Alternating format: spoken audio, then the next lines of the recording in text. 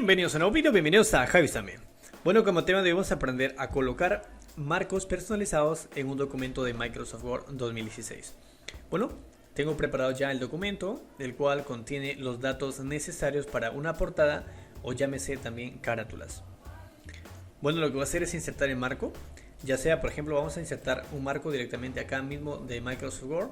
Bueno, decimos a diseño, bordes, y acá puedo elegir el modelo que desee. Por decir, voy a elegir en este caso esta o otro color. Voy a elegir este, y acá puedo elegir el color también. Por ejemplo, en este caso quiero que sea azul, y el grosor quiero que tenga en caso 20 puntos, y le pongo a aceptar.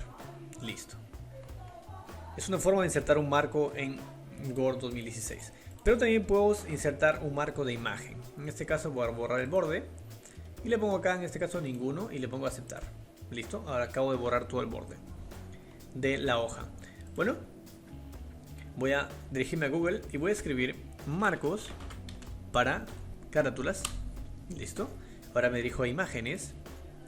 En imágenes voy a bajar la imagen de manera de buena resolución para poder trabajar. Bueno, en cuanto a una impresión sería un poquito más impecable. Nos dirigimos a herramientas, tamaño, y le agrego grandes. Ahora voy a elegir el marco que quiero agregar. Por decir, voy a elegir este, le agrego clic derecho, guardar imagen como, y busco la carpeta donde quiero guardar. En este caso voy a poner en descargas. Listo. Ahora mostrar en carpeta, voy a copiar esa imagen, control C, y me dirijo al Microsoft Word y lo pego, control V. Listo. Ahora esta imagen voy a seleccionarla, me dirijo a formato, ajuste texto, seguidamente en detrás del texto, de esta manera. Ahora arrastro y lo ubico justo al tamaño de la hoja A4.